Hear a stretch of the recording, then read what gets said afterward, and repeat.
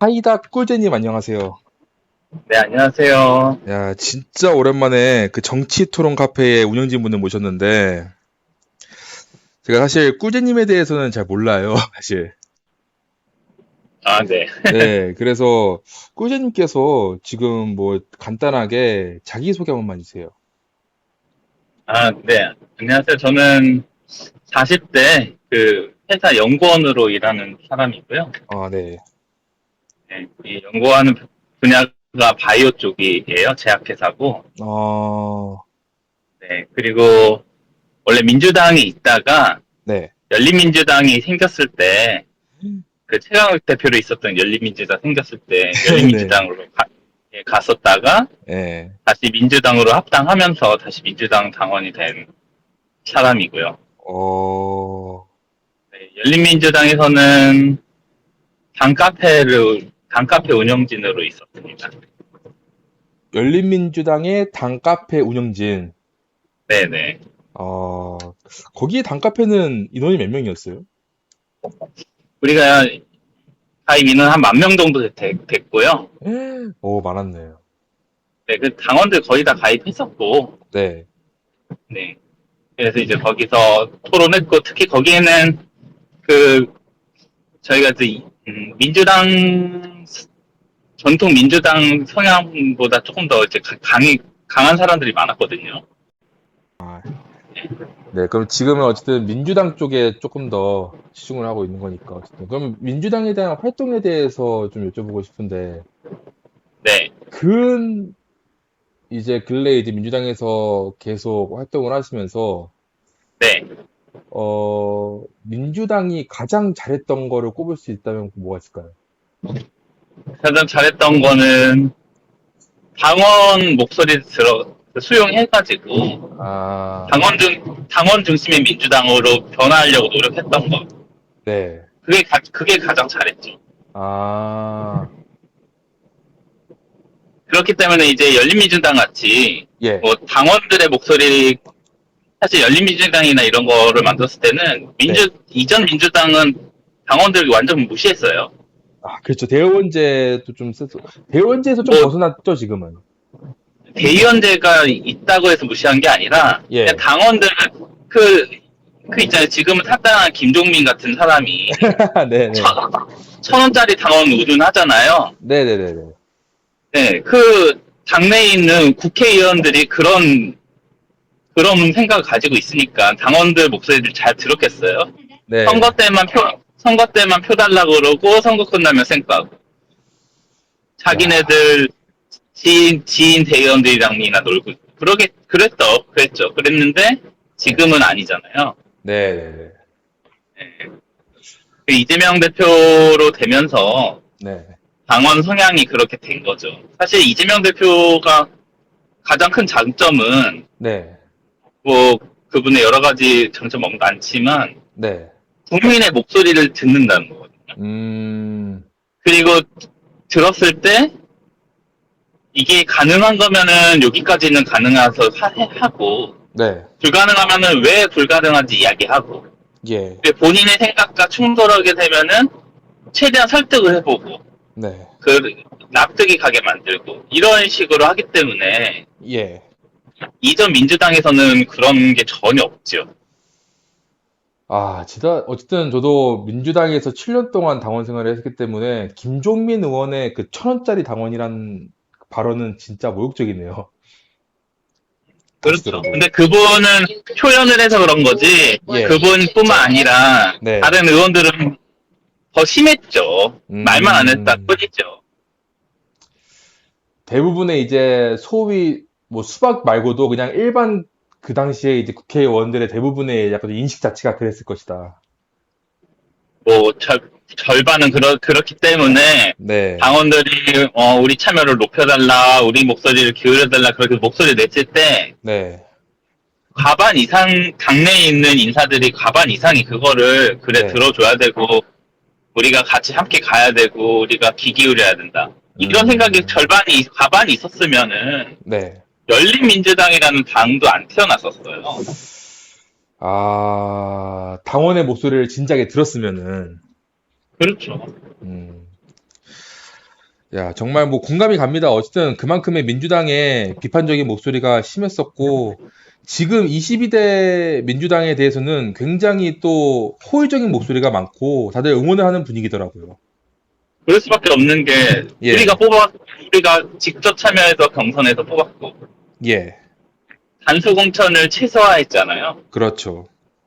예, 그리고 무조건 경선에 붙였고 네, 그렇기 때문에 우리 목소리를 더 많이 들어준 사람이 누구냐 음, 그런 거예요. 뭐 자꾸 친명 그러는데 친명이 아니라 네, 이재명 대표처럼 당원들이나 국민의 목소리를 먼저 듣는 사람을 우리가 뽑는 거예요. 음, 그 비명이라고 하는 사람들은 목소리 안 듣잖아요. 여론조사에서 네, 여론조사에서 자기 지지도가 상대방 50% 나오고 자기 지지도 20% 나오면은 네, 그 50%는 그냥 무시하고 음, 그렇게 이야기를 하잖아요. 이재명이란 여론조사 못 정치인, 믿겠다는 식으로 말하고. 네, 아, 그쵸. 네, 여론조사 못 믿겠다. 약간 네, 이재명이란 정치인의 장점이 지지자들의 이제 목소리에 굉장히 예민하게 반응하는 거다라는 게 그런 부분에서 또 증명이 되긴 하네요.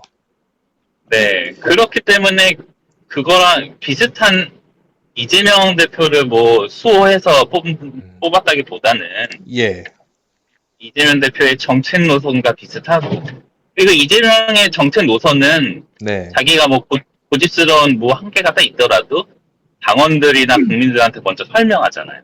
음, 그런 사람들이 될 수밖에 없는 거예요. 소통을 그러니까는 잘한다. 그렇죠. 그러면 초록이 동색이라고 예, 이재명 대표랑 비슷한 사람이 들어갈 수밖에 없죠. 음, 성향상. 그쵸. 이재명 대표의 사람들로 이제 어쨌든 채워졌고, 어쨌든 연임까지 했으니까 지금은. 그러면은 지금 상황에서 친명과 비명을 나눌 수 있을까요? 얼마 전에 재판 결과 나오고 나서는 그 예, 비명이라고 하는 분들도 예, 단위대로 결집한 것 같이 보이고요. 음, 당내에서 진짜 이상한 소리 하던 사람들은 저기 무슨 새로민주당 이런 데로 빠져나갔잖아요. 아, 이낙연이랑 같이. 네, 지금 이재명 지지가 네, 90%인데 예, 10% 같은 경우는 우리가 독도는 한국 땅이 아니고 일본 땅이야. 그 네, 여론조사에 5%는 나오거든요. 그렇더라고요. 네, 그러니까 뭐 10%면은 거의 뭐 목소리 내기 어렵죠. 음, 그 목소리가 그러면은, 올바른 목소리도 아니고. 그, 지금 어쨌든 요번에 또 재판 결과가 좀 안 좋게 나왔는데, 이재명 대표 입장에서는, 네. 그런 재판 결과가 나오자마자 이제 또 최민희 의원이 갑자기 비명들 움직이지 마라 라고 했을 때 그 비명들은 누구를 가리킨 걸까요? 지금 이제 당에서 네. 그 당원들한테 심판받아가지고 쫓겨났지만 당내에 남아있는 사람도 있잖아요. 예를 들어서 누가 있을까요? 뭐, 뻔하겠지만은 특정인을 지목을 해도 된다고 한다면은 네, 네. 특히, 뭐, 아무 한명만. 말이나 막 뱉는 네. 박용진 같은 사람들이죠. 박영진 의원. 네. 약간 좀 그런, 근데 박용진 의원은 요즘 굉장히 좀 얌전하지 않나요? 뭐 딱히 활동하는 걸 못 봤는데. 언론에서 안 받아주니까요. 오히려 저는 김동연 지사 이름이 나올 줄 알았는데 의외네요. 김동연은 조금 비겁한 면이 있기는 하지만 그래도 네. 본인 일에 대해서는 본인 사고로 최선을 다하고는 있거든요. 예. 비교 대상이 이재명이어서 그런 것 뿐이지. 음, 예, 그리고 그 밑에 전해철이나 뭐, 그 윤영창 같은 사람들이 들어가 있는데, 그러니까요. 최민희는 박용진보다는 전해철이나 윤영창 같은 사람을 얘기하는 거였을 거예요. 제가 볼 때는. 그렇겠죠, 아마도. 의 얘기가 나올 수밖에 없는 게, 그 당시에 이제 삼철이라고 문재인 당시 이제 대권을 준비할 때, 네. 어떻게 보면은 지략가 포지션이란 말이에요. 나름. 지략가인 척한 거죠. 근데 예, 그런 역할을 지략가인 척한 지금도, 거고, 예. 그냥 옆에 그 문재인 대통령이 힘들 때 그냥 붙어 있었으니까. 아, 붙어서 왜 그냥 전해철이 좀, 무슨 능력을 보여준 게 있어요? 아무것도 없는데. 아, 그러니까 경기지사도 못한 거예요. 아. 그 지금도 약간 좀 김동연 지사 옆에서 있긴 하지만은 지략자로서의 면모는 볼 수가 없을 거로 예상하시는 건가요? 그렇죠. 아무것도 할 수 없을 그냥 거다. 그렇죠. 자기 그냥 뭐, 자기가 지역구였던 동네에 예. 뭐, 지역 톡천민들 조금 알겠죠. 토착, 아, 그쵸, 그쵸. 뭐, 그 정도는 뭐. 근데, 그러면은, 비명과 친명, 어쨌든, 어느 정도 이제, 외부에서 봤을 때는 이재명 대표가 리더십으로서 이제, 민주당을 장악한 걸로는 비춰지는데, 어떻게 보면은 요번에 굉장히 민주당 내에서 이번 재판 무조건 무죄다. 무죄가 안 나오면 이상한 거다라는 여론이 굉장히 거셌고, 그거를 약간 믿고 자신 있게 들어가는 분위기였어요. 막 탄원서도 막 링크 걸어가지고 동의도 하고 막 이재명 무죄 이렇게 했는데, 네. 이런 이제 징역 1년이라는 결과가 나왔단 말이에요. 그러면은 민주당 내에서는 어떻게 보면은 예측을 실패한 건데, 어쩌다가 이런 좀 계산 미스가 난 걸까요? 민주당에서. 일단은 검찰 탄핵을 제대로 못했다는 거죠. 아, 검찰 탄핵을 제대로 진영 논리로. 못해서, 네.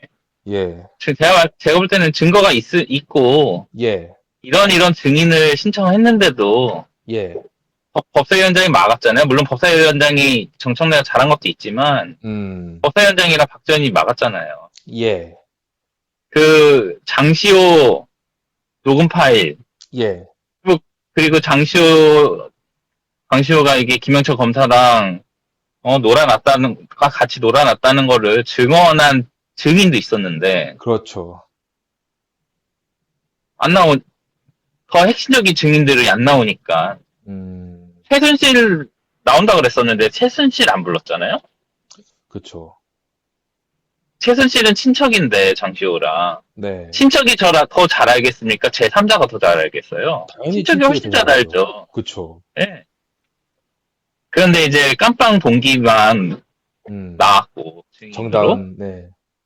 예. 근데 친척인 최순실이 나왔으면 판세가 음, 뒤집혔을 거건데, 예, 그 태블릿 PC가 두 가지가 있는데, 제1 태블릿 PC는 정확히 그 네, 조작이나 이런 증거는 정확한 건 안 났지만, 제2 태블릿 PC는 예, 예, 예.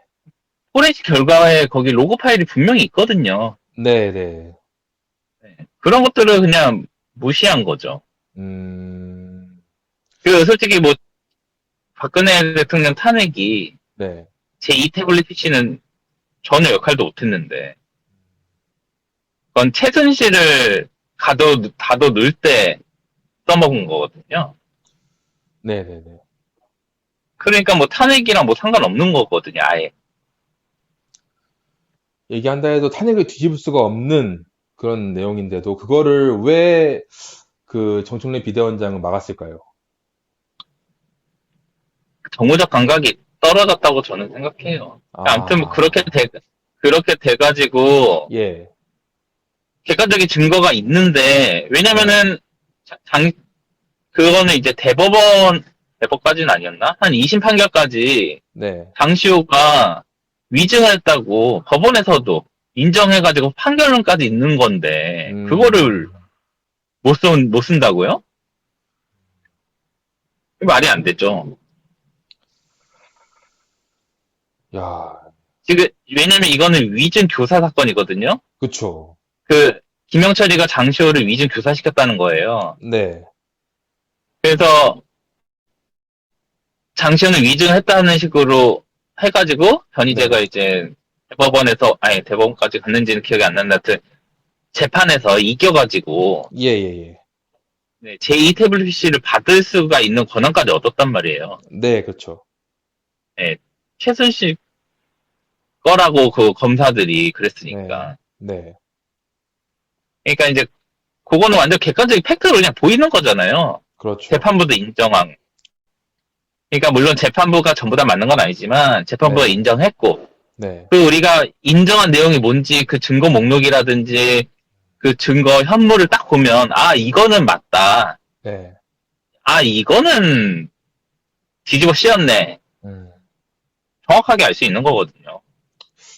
그럼 일단 그 전무적 감각이 약간 좀 뒤처진 그 정청래라는 사람이 어쨌든 지금도 아직까지 물론 이제 여론 그거 자체는 말고는 네, 잘 하는 편인 것 같아요. 그거 말고는. 그거 그거 말고. 말고는 잘하는데 그러면은 네, 그, 어쨌든 민주당 입장에서는 징역 1년은 이미 받은 상태고 네. 이제 다음 2심이 아니라 이제 다음 또 재판이 25일 날에 이제 예정인데 이재명 입장에서는 좀 급해진 것 같아요. 제가 봤을 때는. 뭐 급해진다고 네, 그게 빠르게 뭐가 결착되는 건 아니고요. 그렇죠. 예, 그냥 어차피 유죄 나올 거다 생각하고 최선을 다해보고 유죄 나올 거다 생각하고 네, 재판에는 임해야 되는 거고 음, 대신에 네, 얘네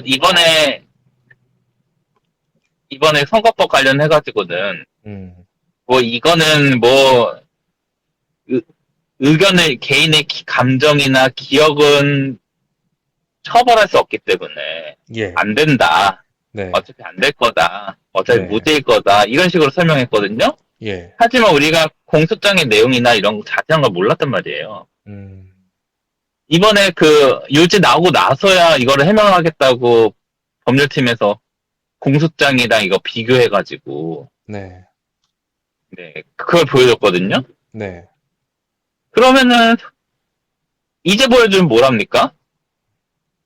여론은 이미 그 이재명은 선거법을 어겼다라고 생각하게끔 만들어놨는데, 그렇죠. 그러니까 그러니까 판사도 네, 어차피 뭐 국민들이 뭐 얼마나 보겠어. 자기가 이렇게 판결한다고 해가지고 네, 진실을 모르잖아요. 그렇죠. 왜냐면은 판결 요약문 이번에 낸 것도 되게 문제가 많은 게 네, 증거 공문이나 이런 것들을 붙여서 보여주지 않고 네, 그냥 검찰에 공소장대 써가지고 꼭 논리적으로 맞는 말처럼 써놨단 말이에요. 예, 근데 맞지가 않거든요. 음, 그러니까는 검찰 공소장을 딱 보면 네, 어디가 생략되고 어디가 그 문제가 있는지 공소장만 봐도 알 수가 있어요. 이번에는 공소장 자체에서도 논리적으로 안 맞게 예를 들면 A는 B다. 네, B는 C다. 이면은 A는 그래서 C다. 이렇게 가야 되잖아요. 예, 예, 이번에는 A는 B는 없애버리고 A는 C다. 이렇게 했는데 음, 그 B라는 거를 없애버린 거죠. A랑 B랑 C 이렇게 가야 되는데 논리가 그러니까 쉽게 B는 안 보여주고 음, A는 C다. 이렇게 가버리니까 네, 아 이재명은 범죄자. 예를 들면 이런 거예요.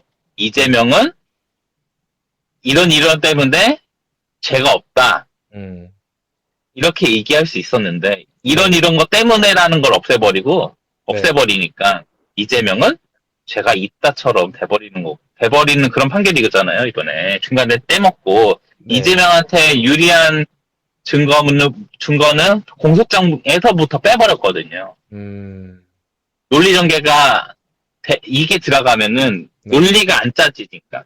네, 예, 보통 이제 이재명은 범죄자야 했을 때 중간에 범죄자가 아니야라는 증거가 하나라도 나오면은 범죄자가 아니게 돼버리니까 그거, 이재명한테 네, 유리한 그런 증언이나 공문이나 이 내용을 싹 빼먹고 네, 그러니까는 사람 공소장에 있는 이재명이 범죄자다 처벌해달라 재판받을 때 네, 이렇게 가게 됐거든요.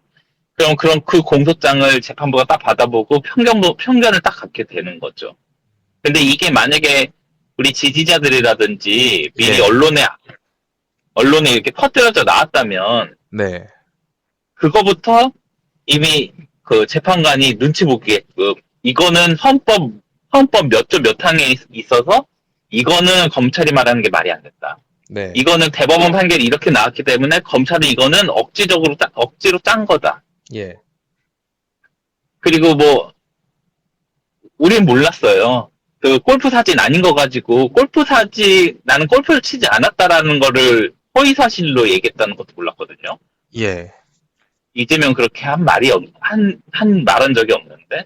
네, 그러니까는 제가 이렇게 좀 길게 얘기한 거는 다음 재판부터는 음, 그런 검찰의 논리, 검찰의 공소장을 전부 다 알게끔, 지지자들이나 국민들이 전부 다 알게끔 해주고, 예, 변호인들이 이거는 이런 증거 때문에 말도 안 돼. 음, 이렇게 만들어줘서, 그래도 좀 민주당 쪽 취재하는 기자들이 네, 보수 진영 패널이랑 이야기를 할 때, 예. 보수 진영 패널이 진짜 말도 안 되는 소리도 하거든요. 근데 또 그 말만 들으면 그럴싸해요. 그쵸. 예, 그렇게 얘기하죠. 예, 그런데 이제 기자가, 이거는 민주당에서 그러는데, 음, 이런 증거도 있고, 예, 대법 판결에서 이런 게 있다고 한다. 네, 이렇게 하면 또 보수는 이재명을 또, 범죄자 만들어야 되기 때문에, 음, 억지 논리라도 뭔가 짜낼 거거든요. 예, 그러면 그 공격 논리를 가지고, 예, 우리가 또 그 공격 논리를 탄핵하도록 그 여론을 또 만드는 거죠. 음, 그래서 재판관도 다 그렇게 생각해요. 유죄 심증을 딱 걸면, 네, 얘는 유죄야. 그래서 이 증거 써야지. 이렇게 되는데 이미 다 공개돼 버리면, 네, 뭐지 이거? 이렇게 되는 거죠. 자기가 이미 다 공개돼 버렸는데 심하게 재판할 수가 없죠. 네, 그래서 이제 물론 일반 형사 재판은 그렇게 네, 밖에 떠버리고 다니면 재판관들이 싫어한대요. 네, 예. 그런데 지금 어차피 정치 재판으로 가고 있기 때문에 예, 이렇게 하나 저렇게 하나 유죄라고 한다면 음, 재판관이 부담을 느끼고 자기가 잘못된 판결했을 때 욕먹을 각오하게끔 만들어야죠. 전 그렇게 생각을 하거든요. 그러면은 좀 재판관이, 그 판사가 좀 압박을 좀 더 느껴야 할 필요가 있다는 건가요? 야, 도저히 거짓말로 판결문 쓰지 못하게 만들어야 되는 거죠. 어떻게 해요? 제가 방금 말씀드린 것처럼 네. 그 대로 판결할 가능성이 높은 거잖아요. 이번 것도 검찰이 공소장 논리 그대로 판결했거든요. 그러니까 이번에 보면 그럼 어쨌든 그 네, 공소장에 그대로 판결을 했고, 그리고 당시에 그 민주당 당시 이제 이재명 법조인들 해가지고 모든 유튜버들 내용 그 변호사들이 나와가지고 이거는 이렇기 때문에 무조건 무죄가 날 것이다라는 설명에 대해서는 쫙 다 마친 상태로 제가 알고 있었고, 그리고 그렇기 때문에 그 이재명 변호인단이 그렇게 자신만만했었던 건데, 그리고 요번에 이제 재판 당일까지 수많은 이제 이재명 지지자들이 이제 재판 이제 거기 앞에서 시위를 하고 막 이재명 무죄 이렇게 소리 지르고, 그때 충분히 판사한테 좀 압박이 되지 않았을까요? 그거 부족했을까요? 아니에요. 이미 네. 판사는 판결을 다 써놨고 아, 그것도 너무 그때는. 늦은 거죠. 아, 그 재판이 늦었다. 시작할 때라든지 최소한 재판 중간쯤부터라든지 네. 해서 그런 이제 서명운동을 미리 했어야 됐고 예. 우리가 다 지켜보고 있다라는 거를 정확하게 우리가 지켜보고 있다는 거를 미리미리 다 보여줬어야 되는데 예. 늦었죠. 이미 판결문 다 쓰고 다 써져 있는데 서명운동을 하니까. 아, 더 빨리 했었어야 된다, 거군요. 그렇죠. 이 사람은 결심 공판 끝나고 다 써놨을 건데요, 이미. 그러면 판결문을. 지금은 이미 그 서명이나 이런 것들에 대해서는 여론을 이미 다 확인을 한 상태니까 2심은 조금 더 다를 수 있다고 믿으시는 건가요? 아니요, 2심도 사실은 정치 판사한테 걸리면 네. 2심도 유죄 나올 수 있죠. 그러면 그거를 막기 위해서는 판사에 대한 압박으로는 좀 부족한 거 아닌가요? 부족하니까 이 예. 정부의 지지율을 끌어내려야죠. 아, 윤석열 정부의 지지율을 더 끌어내려서 탄핵 분위기를 만들어야 된다 보시는 건가요? 그렇죠. 음, 아직은 너무 높아요. 지지율이 20% 넘어가는 것도 있잖아요. 예, 있긴 하죠. 네, 10% 초반 이하로 떨어뜨려야죠. 그럼 판사가 90%가 이재명을 지지하고 현 정부를 싫어하는데 예.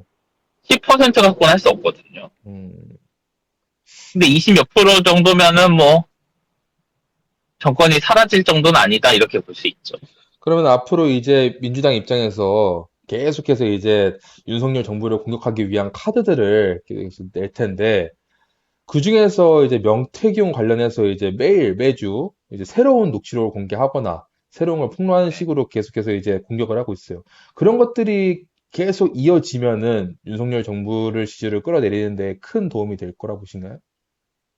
그래서 지금은 이미 그 명태균이 네, 당내의 다른 경쟁자들을 이기기 위한 선거를 한 걸로 돼서 네, 보수 내에서도 화날 일을 한 거거든요.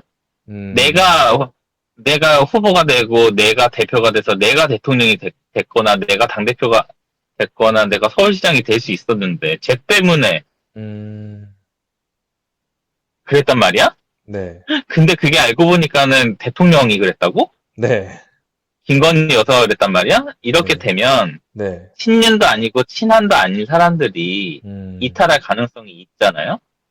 그런 걸 분위기를 만들어주고 예, 어차피 이 정부나 여당은 아무 말도 안 들으니까 예, 그러면 이제 여론조사나 이런 거 할 때 네, 윤석열 정부가 빨리 끝나야 된다라고 생각하시는 분들은 적극적으로 참여해주고 음. 그렇게 해서 지지율을 끌어내려야죠.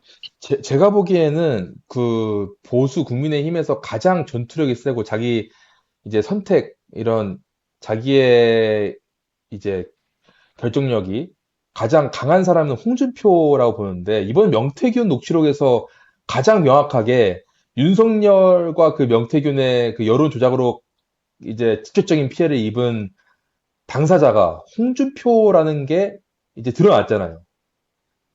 그렇긴 하지만 이제 홍준표가 진작에 이제 2주 전부터 이걸 민주당이 폭로할 때부터 분노하고 윤석열에 대해서 비판을 했었어야 되는데 왜 그게 그렇게 안 될까요? 홍준표도 걸릴 게 있으니까요. 아, 공범일 것이다. 그 명태균 녹취록에 대한 여러 기자들의 얘기 들어보면은 네. 윤석열한테만 걸어놨지 않았다 이거예요. 음, 홍준표한테 절반, 윤석열이 절반 걸쳐 있어서 진행해 보다가 네네. 윤석열 쪽이 맞는 것 같아서 이쪽으로 붙은 거라는 거예요. 음, 그럼 그 사이에 홍준표랑 몰랐을까요? 그런 의심을 들지요. 아, 그리고 홍준표는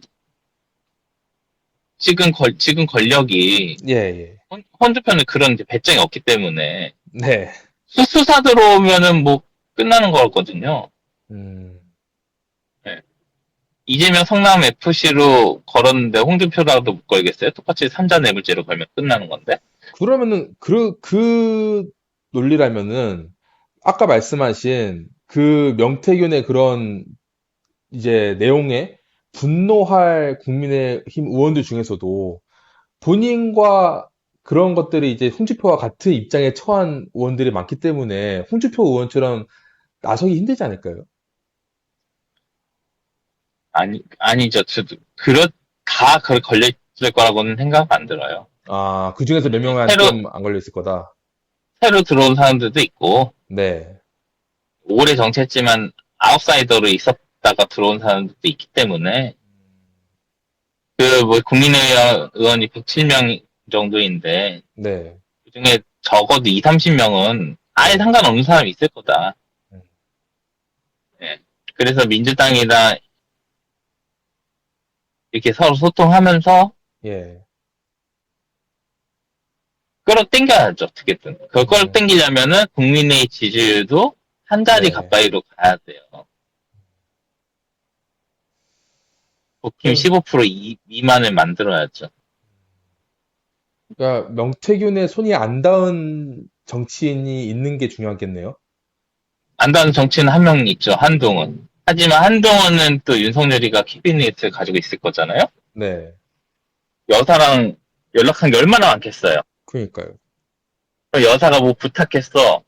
한동훈이가 성의 없는 대답이라도 네 알겠습니다 여사님 이런 거 하나라도 나면 한동훈도 끝나는 거니까 그렇게 할 수는 없는 것 같아요. 그러니까 한동훈처럼 이제 윤석열의 인과관계 구도에서 김건희를 제외하고 가장 본인과 이제 좀 법적으로 아니면은 이제 범죄적으로 많이 엮여 있는 사람일수록 친윤의 자격을 부여받는 느낌이 있어요, 사실은. 그렇죠. 이제 네, 많이 걸려 있는 사람일수록. 근데 이제 아까 말씀하신 것처럼 명태균이 엮여 있지 않은 정치인을 국민의힘에서 찾아볼 수 보기 있, 힘들다는 있을, 뜻은 있죠. 왜냐면 명태균이가 저번에 녹음 파일 했을 때, 한 예. 25명인가 30명 정도 관여가 돼 있는 것처럼 그렇게 얘기했거든요. 강혜경 씨가. 네.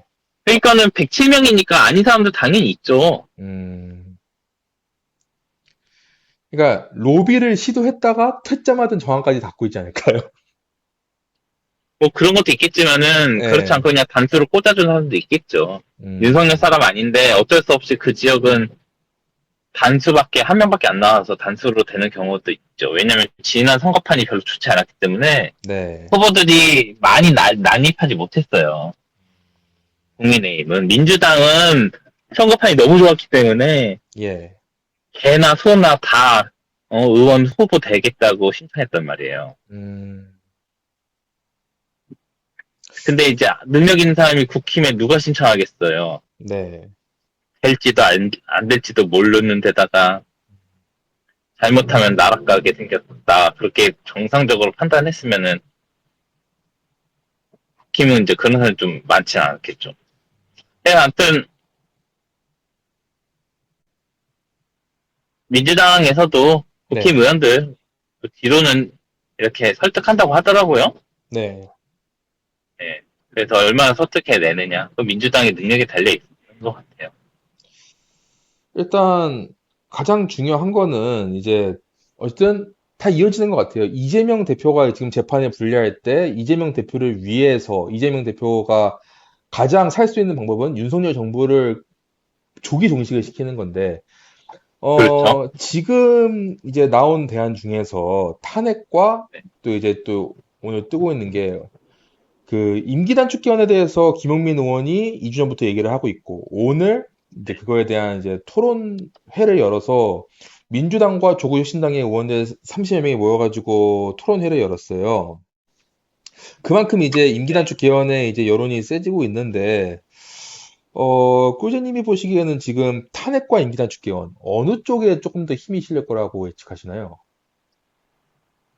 힘이 아직 뭐 어디에 술려진지는 솔직히 잘 모르겠고요. 음, 근데 빠르고 현실적인 거는 임기 단축 개헌이 있죠. 네, 예.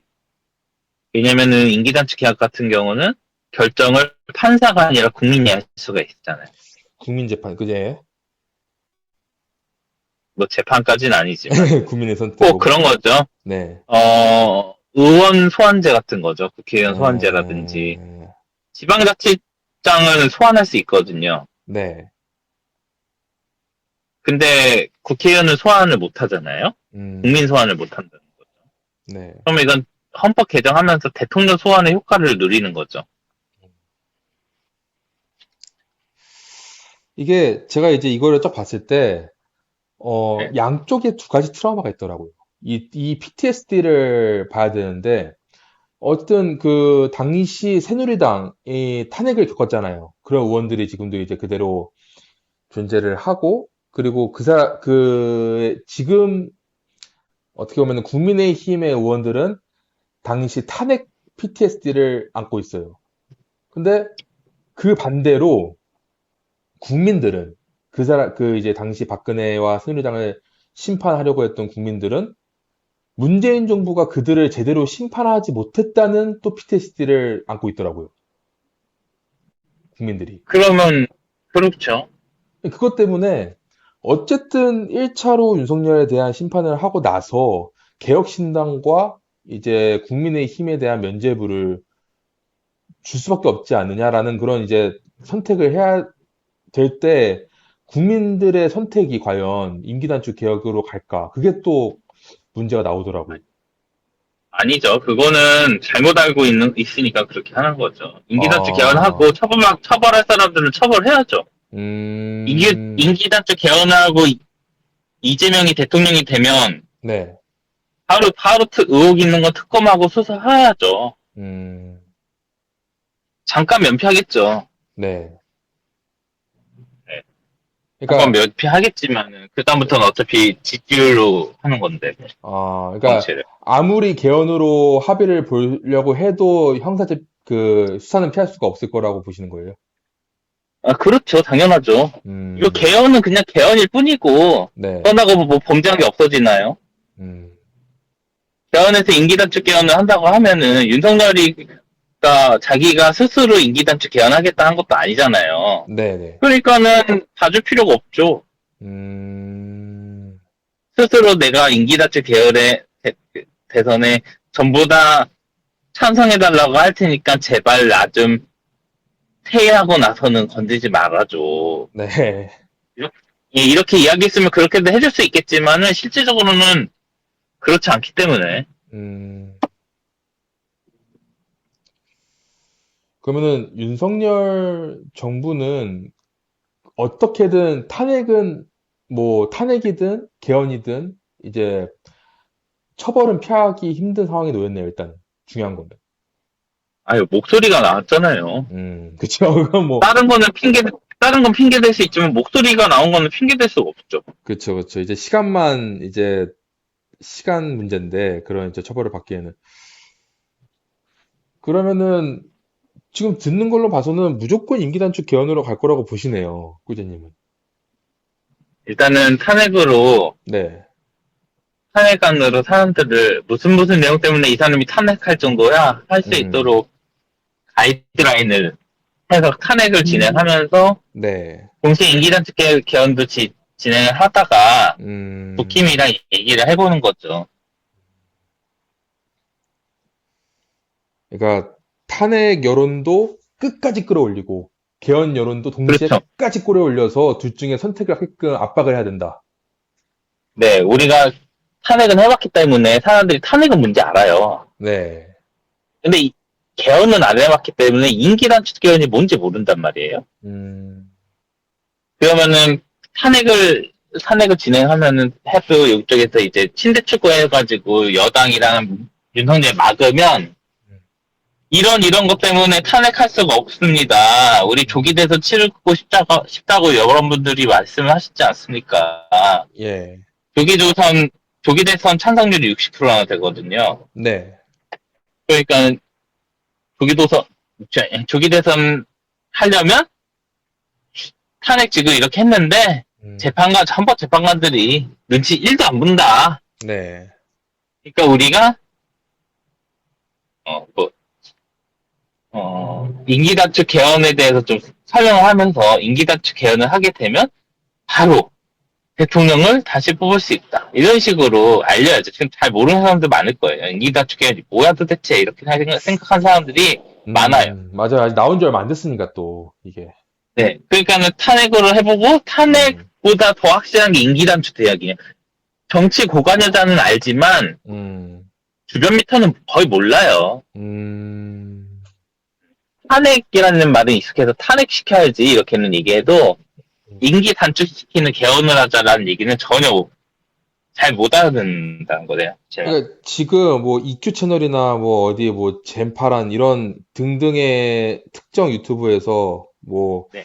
이 임기단축 개헌은 내각제 세력의 꼼수다라고 지금 공격이 들어오고 있거든요. 그거에 대해서 어떻게 보세요? 그러니까 어떻게 내각제 세우게 꼼수인데 어떻게 내각제 꼼수라는 얘기죠? 그러니까 내각제 세력들이 본인들의 권력을 강화, 네. 국회의원들의 권력을 강화하기 위해서 1차로 윤석열을 끌어내리고 2차로 합의를 할 때 내각제를 논의를 하려고 할 것이다라고 이제 예측을 아니죠. 하더라고요. 어떻게 2차로 합의를 해요? 네. 1차 합의하고 2차 합의할 수는 없어요. 음. 임기단축 개헌은 진행하겠다. 그래가지고 국회의원들이 뭐 200명 넘기면 네. 그냥 하게 되는 거고, 네. 예. 그러니까 윤석열 정권에서 그 잠시만요. 김용민 의원이 쓴 게 있는데, 네네. 제가 말씀드린 그 내용이, 내각제로 간다는 주장을 왜 했는지를 말씀을 안 해주시니까 잘 모르겠어요. 솔직히. 아, 예, 그건 그러니까, 논리 성립이 안 되거든요. 네, 그러니까 이게 그거예요. 그 임기 단축 개헌에 대해서 이제 김용민 의원이 지금 제가 보낸 내용이 그거거든요. 그 네. 김용민 의원이 계속해서 공격을 받고 있어요. 내각제 음모 세력이다 이런 식으로. 네. 근데 김용민 의원이 여기서 이제 이렇게 얘기를 해요. 저는 2단계 개헌을 주장합니다. 1단계는 임기 단축 개헌, 대통령 4년 중임제까지 합의를 한다면 포함이라고 이렇게 1단계를 얘기했고, 그 2단계는 제7공화를 열 수 있는 포괄적인 개헌을 해야 합니다라고 써 있어요. 그래서 그렇죠. 그러니까 1단계 개헌을 먼저 해야 된다는 그렇죠. 얘기잖아요. 이제 1단계 개헌은 임기단축 먼저 하고 2단계로 갔을 때 그 2단계 논의를 할 때 내각제를 밀어넣지 않을까에 대한 불안이거든요. 아유, 절대 안 밀어넣지. 이미 첫 번째 임기단체 개헌하면은 4년 네, 중임제를 했잖아요. 네, 그러면 두 번째 개헌은 7공화국에 대한 거 이제 우리가 개헌하기로 했으니까 예, 제7공화국 관련한 걸로 개헌안을 만들자 이런 거죠. 설사 그게 그 임기단체 개헌을 먼저 시작한다 그랬잖아요. 예, 그러면 국민 투표를 할 거고 네, 그게 헌법이 개정돼서 적용이 될 거예요. 김용민 말은 네, 그런 상태로 한 번 더 우리가 이 정치를 정상화해서 한 번 더 음, 개헌을 하자. 음, 그런 얘기인 것 같아요. 근데 네, 실질적으로 두 번째에서 임기단체 개헌 끝나고 그건 네, 대통령 선거 언제 하는 거 나오잖아요. 네, 네, 그리고 나서 또 여야 합의로 개헌을 한다? 그럴 경우에는 어 그럴 경우에 설사 그 내각제 내용이 들어가 있더라도 국민들이 네. 투표하겠어요? 의미 아, 없는 얘기예요. 그러니까 내각제가 설령 들어갔다 할지라도 국민들이 그거에 대해 찬성을 안 할 거니까 걱정이 없다는 거죠. 아, 저라도 반대인데요, 뭐. 아, 그러면은 의미가 없는 내용이네, 그렇게 생각해 보니까. 어차피 선택은 국민이 의미가 하는 거니까. 의미가 아예 없죠. 투표 두 번 하겠다는 얘기밖에 더 돼요, 그게. 근데 첫 번째 거는 당연히 투표할 거고, 두 번째 거에 내각제 할 거야. 음, 그게 이제 우회적으로 뭐, 이원직 정보제 뭐, 아무튼 우회적으로 뭐, 책임 총리제를 한다, 뭐 그런 내용을 넣는다고 해요? 네. 책임 총리제도 싫어해요, 국민들은. 그쵸. 대통령의 권한을 넘겨주기 싫어요. 그쵸, 그쵸. 그냥 우리가 5년 안에 심판할 거야. 왜 음, 권력을 여기저기 분산시켜가지고, 네, 이놈도 신경 써야 되고 저놈도 우리가 신경 써야 돼. 네. 이렇게 될 가능성이 높아요.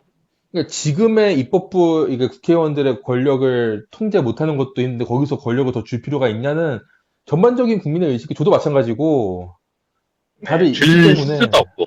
음, 그러네요. 국민 투표로 결정되기 때문에 뭐냐 이제 걱정할 필요가 없고 그리고 범죄를 저지른 게 이미 엮였기 때문에 처벌을 피할 수가 없으니까 그럼 이렇게 임기단축 개헌에 대한 허점들이 다 사라지고 있네요. 그럼요. 없네요.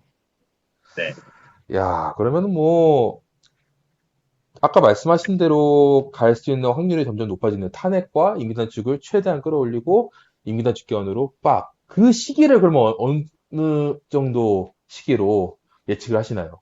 언제로? 그러니까 이제 탄핵 여론을 일단 올려놓는 게 필요하죠. 근데 예, 왜 탄핵해야 돼? 예, 하면은 이제 법률가들이 있으니까 네. 헌법 몇 조 몇 항에 대해서 이런 것 때문에 탄핵해야 돼. 중대 아, 범죄 사실이 뭔데? 네, 중대 범죄 사실은 헌법 몇 조 몇 조에 의해서 이런 거 이거 나왔잖아. 이거 증거잖아. 예. 이거 중대 사실이지. 음, 중대한 일이지. 그런 식으로 인식시키는 거죠, 사람들한테. 예, 그러면 그냥 두리뭉술하게 말고, 네. 이 윤석열이가 이 지점에서 이 법을 위반한 거구나. 음. 어. 그럼 그렇게 이제 인식을 만들면, 네. 윤석열 얘가 스스로 기술을 못해서 그렇지, 완전, 진짜 끌어내야 되겠네. 이거 완전 범죄자였네. 음, 그렇게 할 수 있다고 생각해요. 그러니까 그 그런, 시기가 언제일까요? 그 그런 인식이 바로 분위기 먼저 잡히는 만드는데, 시기가. 음, 일단 2심 결과가 어떻게 나올지 모르겠는데, 2심이 막, 혹시나 판사가 살짝 제정신이 들어가지고 무죄를 한다. 네. 그럼 이제 그때부터 지지율이 작살나기 시작하겠죠. 아니, 그럼 다시 돌아와가지고 2심이 무죄가 나올 수 있도록 조금 더 민주당에서 손을 써야 될 것 같은데, 손 임기당 측근, 쓴다고 네, 이심이 될까요? 그러니까 그거는 네, 말씀을 혹시나 이제 판사들이 정치 판단 하더라도 네, 그 대법 나오기 전까지 다 끝내야 된다 이런 얘기잖아요. 그게 되려면 네, 어차피 국회의원 10명 가까이 데려와야 돼요. 근데 에, 10명 가까이 데려오려면은 음. 민주당에서 엄청 설득을 해야겠죠. 그러니까 중요한 거는 이재명 입장에서는 네. 어떻게든 자기가 그래도 무죄가 나오는 게 좀 유리한 재판이 이제 2심에서 나오는 게 가장 중요할 그쵸, 거 그쵸. 아니에요. 아무리 그, 그래도. 뭐 네. 본인이 뭐 유죄 나오고 나서 뭐 사면 시켜주기 다 솔직히 다 필요 없을 거 아니에요. 이재명 대표 입장에서는. 맞아요. 지금 당장의 재판이 잘 나와야 되기 때문에 이재명 대표 입장에서 어떤 또 카드를 2심에서 좀 유리하게끔 정치 재판에서 본인 정치적으로 좀 더 유리한 고지를 선점하게끔 이제 수를 쓸 텐데 뭐가 있을까요, 그게? 일단은 판결 내용을 알려야죠. 공소장이 어떻게 써졌는지 아직도 몰라요, 저는. 아, 얘네들이 공소장 그 녹음 파일 7분짜리, 30분짜리를 왜곡시켜서 7분으로 편집한 것밖에 몰라요. 못 네. 와서 사람들이 한눈에 인식할 수가 없어요. 음, 그래서 왜 미중교사가 될 수 없는지에 대해서 네. 제가 이제 정치가들 여기 토론방에서 이 법리 저 법리 그리고 이 대법원 거 저 대법원 거 주워 와가지고 이렇기 네. 때문에 이거는 안 돼. 네. 이렇기 때문에 이거는 죄가 될 수가 없어. 네. 보통 이게 맞더라도 위중교사 사건은 네. 징역 몇 년밖에 안 되는데 구형 3년 미친 거 아니야? 이런 식으로 만들어줘야죠. 음, 위중교사로 징역 3년이 나온 사람이 있나 모르겠네. 그런 거를 먼저 써버리고 다녀야 된다는 얘기 하는 거예요. 먼저 인식을 시켜줘야 네. 판사도 이 사람들이 다 알고 있었네. 이렇게 돼버린 그러면 내가 이번에 눈 한 번 딱 감고 이상한 판결 하려고 그랬는데 제대로 네. 판결해야 되겠구나. 그러겠죠. 아, 그 내용에 대해서 좀 더 세밀하게 이제 국민 주변 이제 알아야 되죠. 지지자들한테 공표를 이제 좀 더 널리 알려서. 근데 요번에 1심 판결 그렇게 나오고 나서 굉장히 많이 이제 법조인들 나와가지고 설명을 하던데 말도 안 되는 재판이라고 빨간 아재부터 해가지고. 그러니까 나오고 나서 말하면 뭘 하냐고요. 그러니까 나오고 나서 말을 이제 해서 했으니까 이제 그걸 이미 2심. 2심은 좋게 네. 가게 하려고 그렇게 한 건데 음. 그거는 잘 하는 거예요. 뒤 늦었지만. 네.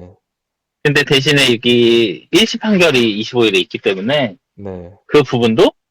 그 부분도 미리 대처를 해놓고 음. 지금 당연히 이게 정치 탄압으로 사람들이 보기 때문에 네. 지지율이 더 올라가고 지지층 결집해서 이재명 대선 후보 지지율까지도 올라갔는데 네. 충격이 덜 오게 만들어줘야죠. 음. 이렇게 돼서 이거는 이런 사례가 있어서 이거는 절대로 유죄가 나오면 안 되는 상황인데 네. 유죄가 나오면 판사는 정치 판사야. 음. 이렇게 만들어야죠. 야, 이게 제가 어떻게 보면은 정말 좀 복잡하고 어려울 수 있는 좀 곤란한 질문들을 중간중간에 많이 한 것 같은데 다 이렇게 답변해 주셔가지고 네. 제가 이런 질문을 들어도 될까 싶을 정도로 계속해서 좀 했는데 다 답변을 해주셨어요. 이제, 네. 네, 마지막으로 좀 궁금한 게 있어요. 그러면은 네. 꿀재님은 어쩌다가 이렇게 또 정치에 깊숙하게 관심을 갖게 되신 건가요? 저는 이게 사실 세월호 때문에인데 사실 음, 2014년도에는 제가 석사학위 하고 있어가지고 예, 그때는 공부 중이어서 정치에 깊이 보지를 못했어요. 그래서 네, 세월호가 터졌을 때 그래도 박근혜 우리가 그 정보를 많이 KBS나 이런 MBC나 네, 그런 이제 시용 기자들을 통해 가지고 왜곡 보도 해가지고 우리가 뒷얘기를 모르게 만들었지만 아, 네, 1년, 2년 지나고 나서는 박근혜 대통령이 그래도 사과하고 고개 숙이고 네, 그래서 이게 1년, 2년 지나고 나니까 음, 이게 이 정도 지났으면은 이렇게 뭐 언론이나 이런 데서 나온 거 보면은 뭐 그렇게 뭐 이 정부가 무능했던 거지. 그냥 뭐 구하지 않는다고 했고 무시했고 그런 건 아니고 실질적으로 그거를 책임지고 해수부 장관도 내려오고 박근혜 네, 대통령도 눈물을 흘렸나 고개를 숙였나 그랬잖아요. 거기 태국항에 가가지고 노라도 네, 입으면서 네, 그런 모습이라도 보여줬으니까는 제가 그렇게 생각하게 됐는데 이제 다 졸업을 하고 나서 그 박근혜 탄핵될 때 보니까 네. 아 내가 속았구나. 아, 언론한테 아, 속았구나 내가. 아, 그걸 보고 그때 네, 이제 그걸 보고 그제서야 이제 세월호 다큐라든지 이런 거 보고 음, 하이딩베리라든지 뭐 김어준의 파파이스에서 네, 그 김재영 감독님이 그 사진을 가지고 다큐멘터리 영화를 만들면서 예, 저는 이제 이과기 때문에 예, 거기에서 뭐 물리법칙이나 이런 거 설명할 때, 음, 이건 말이 안 된다라는 걸 알겠더라고요. 왜냐면은 음, 기록이나 전자장치는 거짓말을 하지 않으니까. 네, 그래서 이제 그런 거 보고, 아, 내가 잘못 알았구나. 박근혜 탄핵될 아, 때, 아, 내가 모르면 음, 이 나라는 망하는 거다. 네, 속고 사는 사람들이 많아지면 결국에는 내가 뒤통수 맞는구나. 음, 그리고 내가 세금 낸 거, 얘네들이 마음대로 쓰는구나.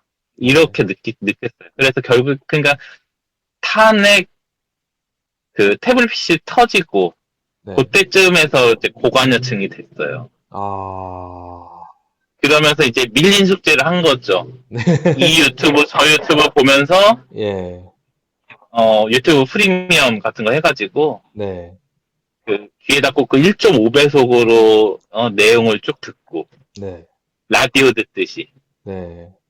그런 식으로 공부를 했죠. 그렇게 하다가 이제 정치 토론 카페도 이렇게 또 들어오시고, 그렇죠. 예. 그러면 마지막으로 좀 정치 토론 카페에 대한 홍보도 좀 부탁드려요. 그래도 운영진이시니까. 우리 정치 토론 카페가 네, 가장 좋은 거는 네, 보수든 중도든 진보든 간에 예, 근거 없는 거 가지고 와서는 토론을 할 수가 없게끔 그런 규칙이 있어서 너무 좋은 것 같아요. 아, 뇌피셜이나 정황 증거나 주장은 누구나 다르죠. 민주주의 사회에서 우리가 각자 생각하는 게 다르기 때문에 그쵸. 자기 마음대로 해석할 수 있지만 음, 데이터라든지 녹음 파일이라든지 재판 판결문에서 어떤 근거를 가지고 이야기했다든지 이런 거는 네,